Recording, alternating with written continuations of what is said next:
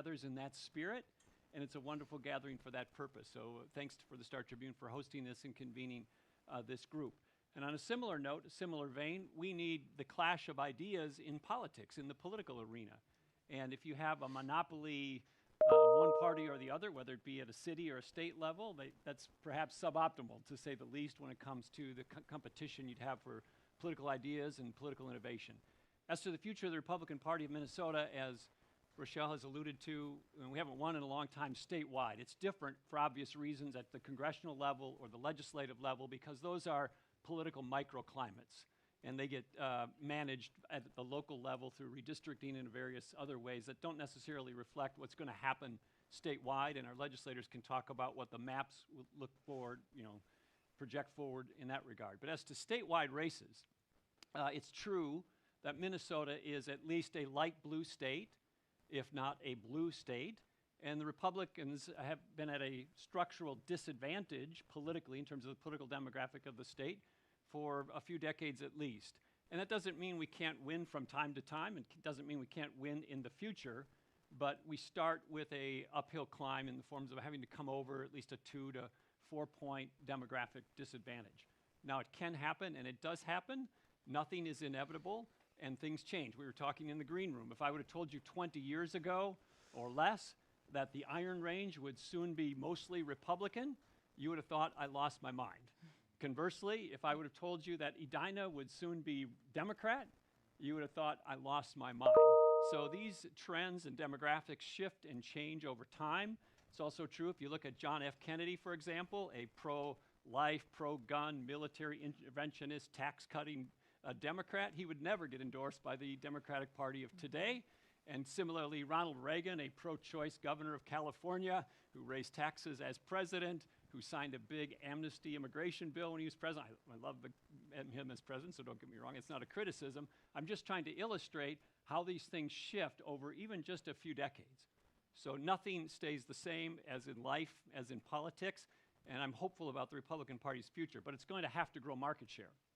And so I'll stop with this. If you have a structural disadvantage, there aren't enough Republicans in the state of Minnesota to win statewide by just getting Republicans. That's different in places like Alabama or Georgia or Oklahoma. So here, the trick is you have to get some independents, more than your fair share of independents, and even some soft Democrats. And you got to have messages and candidates that resonate with that. The current measurement stick for Republican politics nationally and in Minnesota is mega politics. That has worked nationally, regardless of what you think about it. It has put the Republicans in a majority governing status at the president in the White House and the full Congress. But as applied to Minnesota, the political microclimate of Minnesota, it hasn't fully worked. And so you have President Trump having been on the ballot here 3 times and having lost 3 times.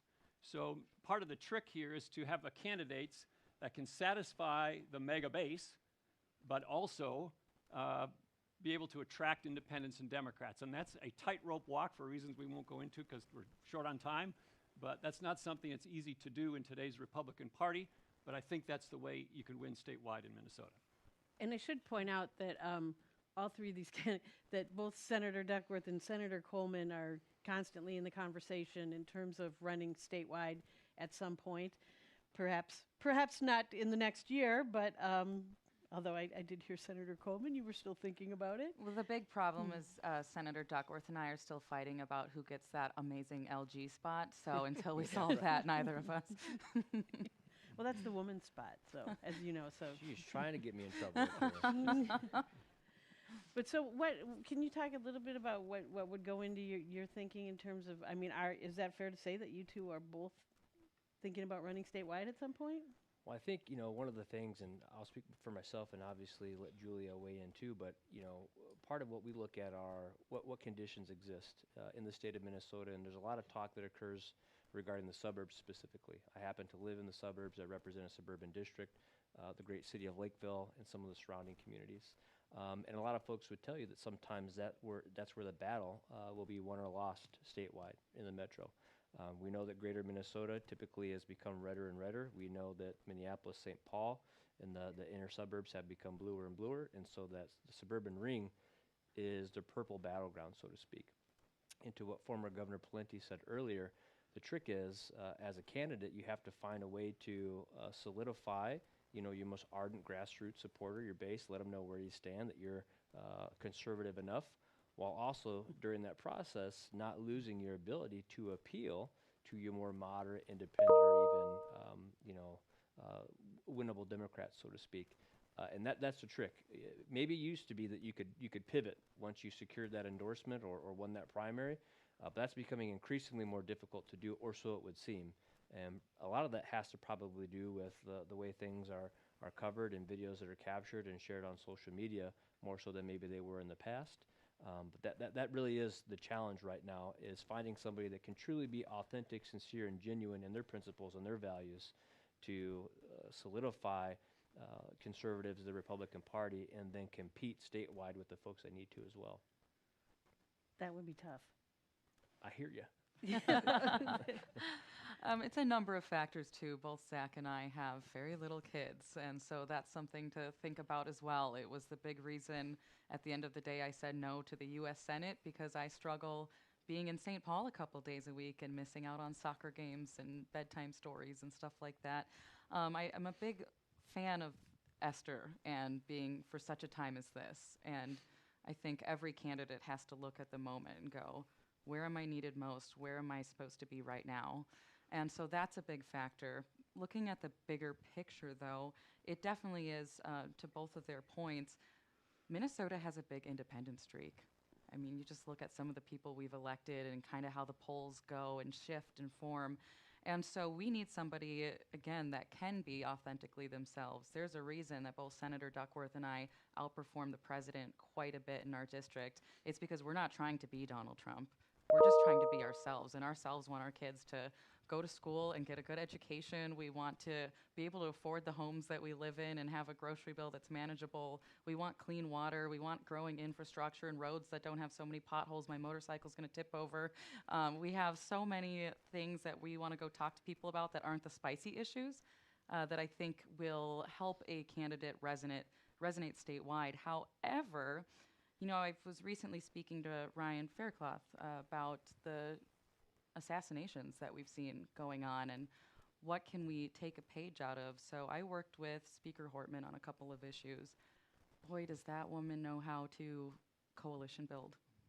And the Republican Party needs to learn that. I would rather have a party filled with people I agree with 70% of the time than govern with people I agree with 15% of the time. And we really need to open up that tent. Truly open up that tent. And when you go to a convention, sometimes it can feel like you're under immense scrutiny or immense attack, and you bring new people in, and it should feel like you're going to church. I am so glad you're here. Thank you for coming. How can I get you involved? So it needs to be a more welcoming party to grow, first and foremost. After we do that, we can maybe have the luxury of infighting, but until we get a statewide race again, we don't have that. So my first boss was Charlie Kirk.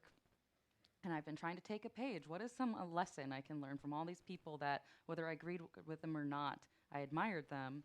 And from Charlie, it was Republicans have to stop saying college campuses are off limits. There's no chance of us making inroads there. There's no chance of us grabbing those younger generations that are now moving out into the suburbs and having families. But they haven't heard from the party since they were 18 years old and in college. We have to start actually talking to young people where they're at, much like Charlie did. So I think it's a multifaceted, big issue, but not one that's completely insurmountable. Do you feel like there's buy-in for that position in the party right now, or, I mean, is there for broadening the tent, or, I mean, we're looking at we're looking at the U.S. Senate race next year, and we don't have a really big name in the race, a sort of mainstream candidate. Probably going to get in trouble for saying this, but you don't have a mainstream big name candidate in the Senate race. I think it's personal responsibility. I was talking to somebody else about this last week on a podcast. If I'm not bringing 30 people in to caucus night that want to see somebody who isn't afraid to work across the aisle, who wants to get things done, who doesn't think compromise is a dirty word, who wants to broaden the tent, then aren't I part of the problem if all I do is go pander to whoever shows up? If there's somebody that hasn't come out to caucus since the good old days of the other Senator Coleman and Governor Pawlenty because they think the party's leaving them, well, damn it, roll up your sleeves, spend 2 Saturdays helping us take the party back then. And so it is the personal responsibility of we need to bring our own people out to decide who these candidates are, decide who should be in the party, all of that fun stuff. Wow. More than just 2 Saturdays. Right. There's also a Tuesday involved, yeah. Well, what about, I mean, how do you balance, how do you manage to pivot? How can you pivot then? I mean, if going from trying to get the endorsement, I mean, Governor Pawlenty, it's no secret you were wooed for the U.S. Senate race, the coming one. It doesn't, sounds like as of now you're not interested, that you don't think you would get through the endorsement process or win a primary. Right. So personal responsibility. Couldn't you bring enough fans to the caucus, or? Well, that you summarized it well. As applied to me in the Senate race, it's something I would consider, except I can't get endorsed or win a primary in my own party. So that's part of the problem. But beyond that, I wanted to add one other thing regarding Republicans' fortunes in the future. If you look at the history of Republicans winning in statewide races in Minnesota, governor's races as an example, they often get help through unforced errors from the other side. And so this is more than just what are the Republicans doing and who are they nominating. It's also what are the Democrats doing and who are they nominating, or the other parties too. So let's look at 1978 when Al Quie beat Rudy Perpich. Rudy Perpich was involved in appointing Wendy Anderson to the Senate in a way that became very toxic for Rudy Perpich. And then, of course, the economy had cratered as well. So when you have a bad economy and a bad stumble by a governor, that sets up some opportunity to help overcome that structural advantage that I talked about earlier. Some of you may be old enough to remember 1990 when Arnie Carlson beat, guess who? Rudy Perpich. Because Rudy Perpich didn't have the self-awareness to realize that his shelf life had sort of expired, or his use-by date had expired, and he wanted to keep running. And people by then many had dubbed him Governor Goofy. And so, he was sort of baked by that point, but he insisted on running. So the Republicans got an assist, even if it's just incremental, can win under those circumstances. So we don't know a year from now what the macro environment's going to look like relative to Trump, relative to the economy. I can tell you without going into all the details, Governor Walz he'll be here later today, but his numbers are softer than they used to be, which sort of creates a window or a band of opportunity for Republicans if they nominate at least a serviceable candidate. And candidates get better over the course of campaigns. They get practice and rehearse. As long as they don't say something really stupid, they tend to get better over time. And so I think it's going to be a competitive race. And that could reset the Republican Party in Minnesota if you had a governor who could help lead and articulate a vision for the future. Does having a you won twice with a third-party candidate. Do you think you would have won without the third-party candidate? Well, you and I talked about this in the green room, but this is boring history, and we're supposed to be talking about looking forward. But well, sorry. Did you want to ask the question? 2002, I won with 45 or 46% of the vote. Then Senate Majority Leader Roger Moe. By the way, different era of civility. We had a debate a few weeks before, and we were beating the crap out of each other on television and TV ads, and we were up in a debate in Bemidji, and I flew and he drove, so I invited him to fly back with me, and we drank beer the whole way on the plane, 2 or 3 weeks before the election, only to get into a thunderstorm. There's no bathroom on the plane, and we had some issues there. But it was a great conversation. Great conversation till the end. But anyhow, I digress. So I won with 45. Roger had 35. Penny had something like 15. So I told Rochelle, Penny was center left, although, I think, so if you allocated 2/3 of his vote to Roger, that would have put him at 45. If you would give me 1/3 of his votes, it would have put me at, something in high 40. So I think I still would have won, but it would have been much closer. And so the factors for hope for next year, if you want to look to the future. Thank God you're finally getting to the topic. I mean, are you confident in the field right now that they can mount a serviceable challenge to Walz? I think that remains to be seen. I think what Governor Pawlenty has shared, when you talk about the conditions being set, I think the stage sort of is set for a strong Republican candidate to succeed statewide. I think one of the interesting things about Minnesota in particular is we have a lot of folks that'll split ticket vote. They don't necessarily go in to vote red or blue. I'll have people show up on election day, they'll vote for Angie Craig and then they'll vote for me, or make up your mixture.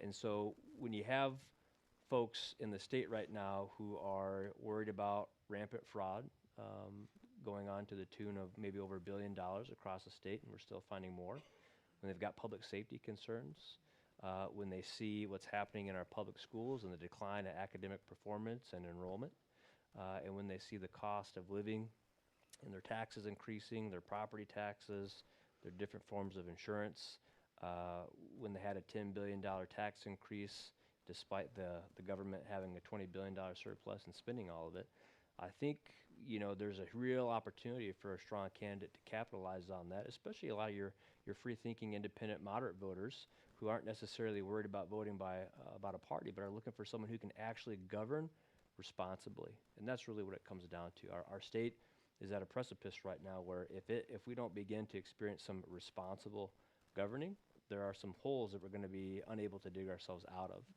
And that's why, to what was the point that was made earlier, you need strong parties, at least two of them, in any state to have good, responsible governing. Because if either party gets their way, most recently we've seen they kind of steamroll and just pass things that maybe aren't vetted to the extent they should be. And in my opinion, that's not responsible governing. And the people of Minnesota deserve a government that's going to be responsible and accountable to them. Senator Coleman, your thoughts on? Ditto. He summarized it so perfectly. I mean, is it enough? Is it enough for Republicans to be on a check on the governor's office with your stronger position in the legislature? I mean, control the House now, Right. And it looks like you're going to end up very evenly split again in the Senate. Is that enough of a check, or do you need? Well, clearly it hasn't been. Yeah, I'll give you just my very personal opinion. I'm a small business guy. I have a couple small businesses, and how you run them, especially the executive leadership, is extremely important.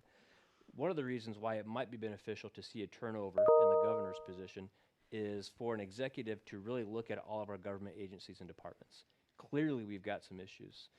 They aren't running the best, and they're great people. I love our state employees and our workers. They're Minnesotans. They're trying to do their best.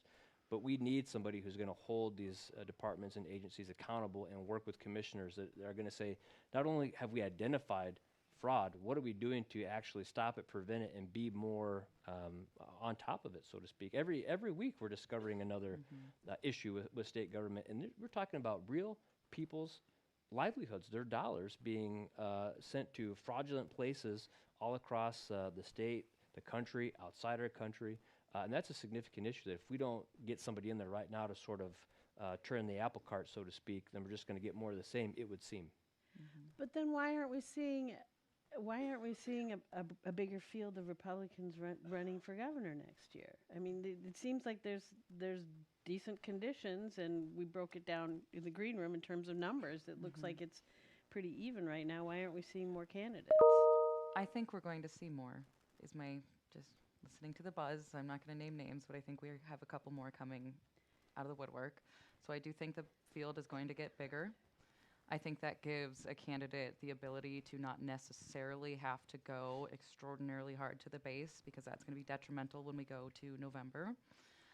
But then when you talk about leading the agencies, when we talk about the future of the Republican Party, I'd love to get your opinion on this, is say the dog catches the mail cart and we elect a Republican governor, and we haven't had one in decades. Who are we filling these agencies with? Are we taking half of the Republican legislature and filling these agencies? I mean, that's one of the things that gubernatorial candidates will have to keep in mind, is if we want efficient agencies, they have to start kind of thinking of names for people in the cabinets now without, all the talent went to other states.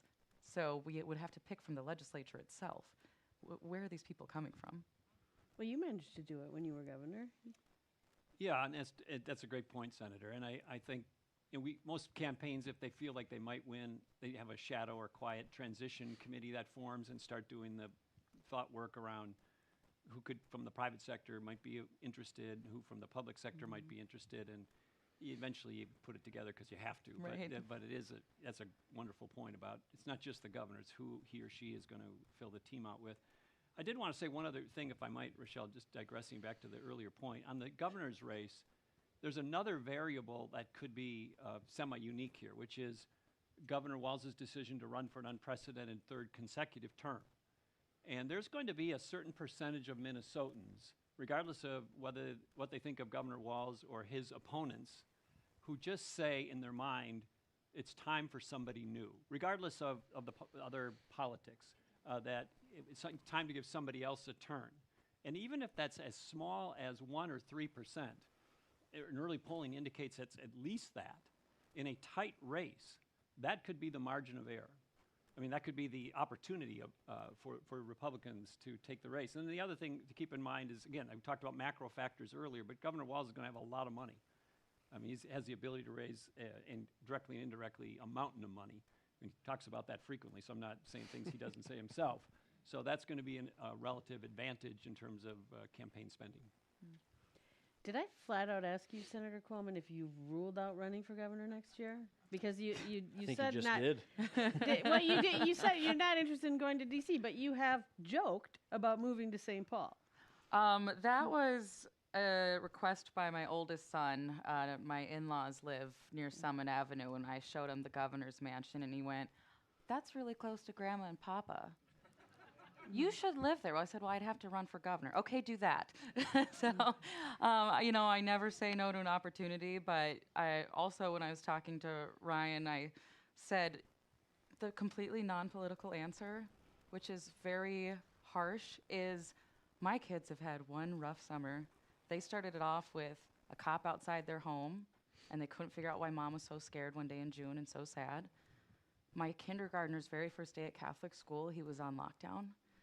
And I just had another death threat last week. And so right now I just want to keep them very unaware of what's going on in the world. And it's been done. When my father-in-law ran, Lori was very good about grabbing the paper off the front desk before the kids saw it, about we don't watch the news and we don't answer the phone unless Dad's home. But it can be done. But right now it's just, let's find a good groove for the kids, and then I can think about what I'm doing tomorrow. Senator Coleman's father-in-law is former Senator Norm Coleman, FYI, for those. Yes, so I have to be very careful when people advertise that Senator Coleman's coming to something, because if they expect Norm and I show up, there's this, disappointment.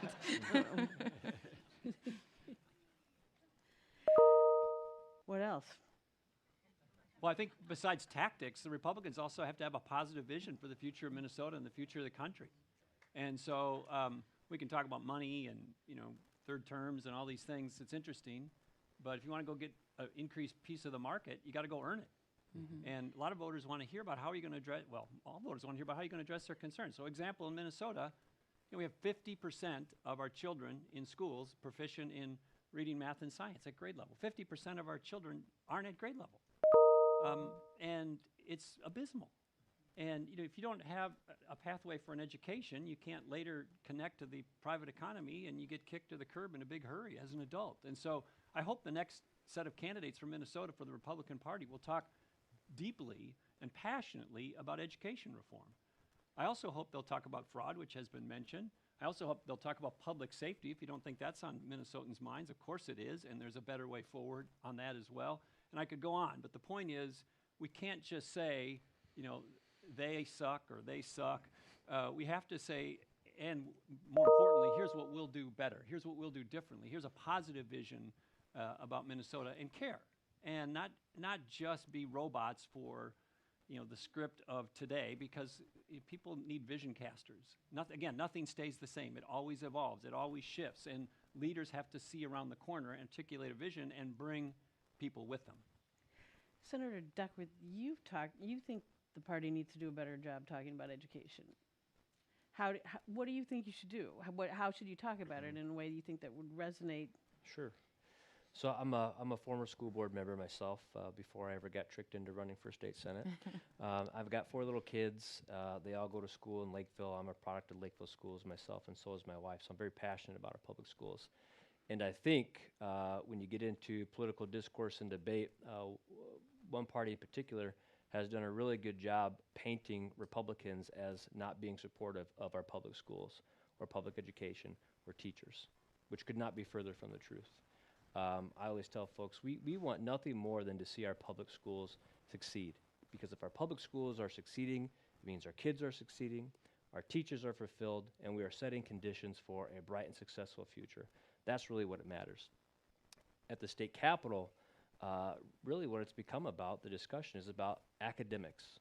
Are we going to focus on and set the conditions for the academic success of our kids?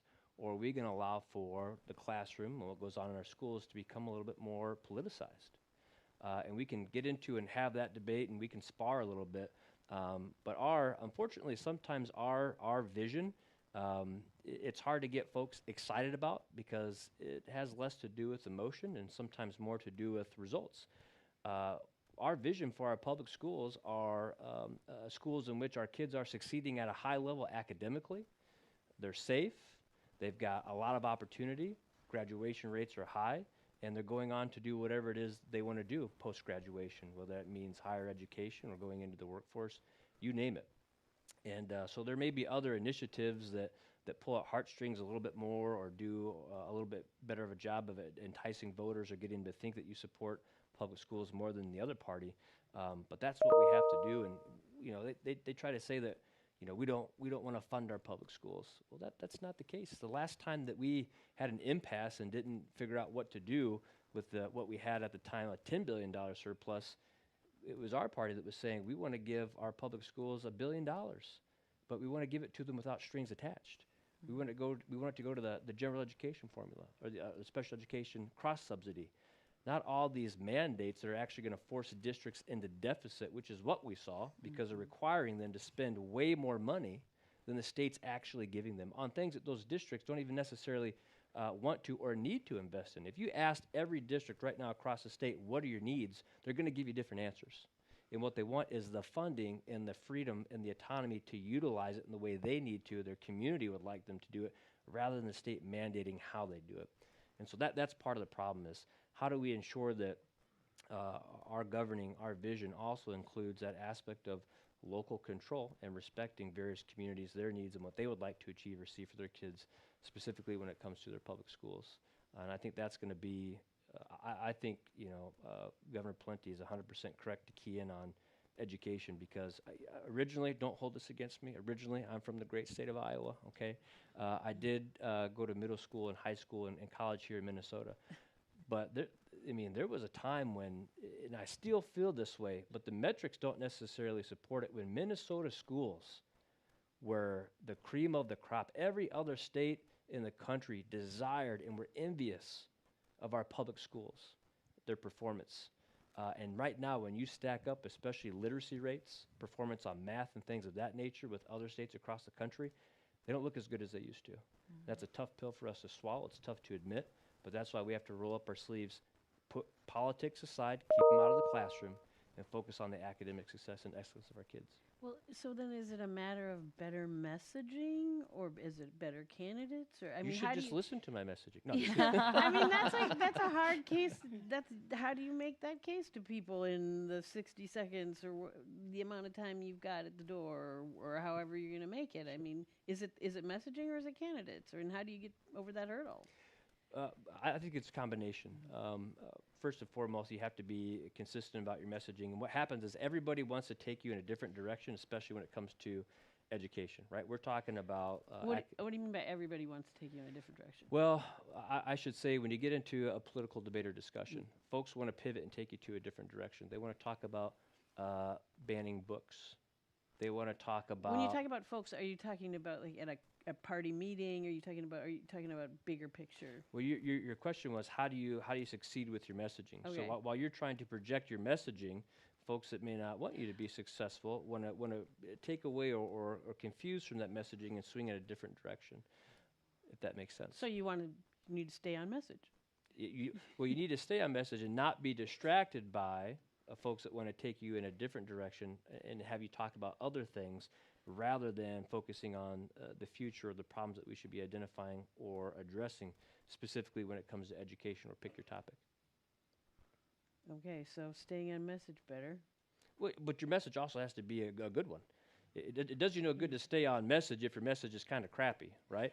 So you have to identify a great message that speaks to voters, that understands where they are right now with their kids in their classrooms and what they're experiencing, and then stay on that and convince people that that's the direction to go. And is this a matter of having a transformational candidate at the top of the ticket that everybody follows, or does this come from the ground up, or some combination, or within? Sure. Well, I'm doing a lot of talking, so I'll stop. But I certainly think that helps. You have to have a dynamic, at least in this state, in order to succeed, I think, as a Republican. You have to have good personable skills. You have to be dynamic enough to not only sell that vision, but to communicate it in a way that gets people excited and optimistic about the future and voting for you. We had somebody do it a little while ago, and that's kind of what we need to return to. You talking about him? Mm-hmm. Okay. Well, I mean, not to tell tales out of school, but, at the end of the day in these campaigns, what happens is there's a whole bunch of people who are going to vote Republican no matter what. There's a whole bunch of people who vote Democrat no matter what. Doesn't matter who the candidates are. Almost doesn't matter what the commercials are. They vote robotically, red or blue. And it's explain the percentage a little bit. It's close. It's what were you saying? 42, 44. In the end, at the end. But then you have the independents who decide the election and the ticket splitters, as we talked about. And so, the pollsters will slice and dice who those people are, how they think, what makes them vote. They'll stack rank the issues 1 to 10 on what's the most vote motivating issues for independents. And then they'll tell you to go talk about those 3 issues all day long, every day, as passionately as you can. And the sweet spot is if one of those 3 or 4 issues also drives turnout with your base. So you get a twofer. So, the duality of these things is you have to drive the turnout, because relative turnout, incremental turnout for the blue team or the red team can decide the election. So each side has to make sure their base is motivated and passionate and excited to donate and get out and vote. Okay, but then you got to you're slicing more of the independents. And if you find an issue, let's say, for example, it's crime, that both is base motivating for Republicans and appealing to suburban voters, you are all over that like a rat on a Cheeto. So, I mean, they're like, well, why is all he's doing is talking about crime every day? It's because in October and September, after you've already got all the other people accounted for, you're trying to get that last slice of the independents, and, you got data that shows that's the vote driving issue for 2/3 of the independents. I don't know what it'll be in next fall, but it'll be something like that. And so if I may add, if our remaining time, we need to get more women into this party. We desperately need to get more women into this party, particularly young women. When I got elected, I was the youngest woman ever elected to the state Senate on both sides. I remained the youngest Republican woman in the legislature years later. We need to start getting moms that are walking in the shoes of working mothers. Prior to my getting there, people didn't know in the state of Minnesota that you can go take a smoke break and not get docked pay, but if you go pump, you're docked pay. People didn't know that there's lead and arsenic in feminine hygiene products. People didn't know a whole host of issues that we've brought forth. Our party brought forth the paid family leave proposal in the Senate, a free market paid family leave proposal to cover the gaps in the system. And so if we don't start getting more of those voices in, I don't see the future of the Republican Party. So if there's any young women out there that are listening and saying it might be too much, it might be the wrong time. I was 9 months pregnant when my state senator retired. It is never the right time. But With just the you got to twins do or it. the other? Oh, I started and ended the race pregnant. I was 9 months pregnant. I announced I was running. I had my baby. A year later, I won and found out I was having twins. So if I can do it, you can do it too. And you're not the only one. Others had young children and have had babies in office. So that's I guess we'll close on that pitch for more women to run for office. Yes. Sorry, guys. Thank you. I guess we're done unless we want to do a little open mic. No, I'm just kidding. Thank you.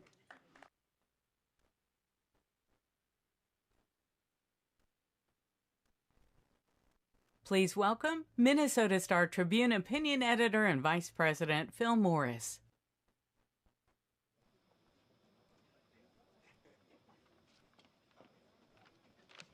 Hello, hello.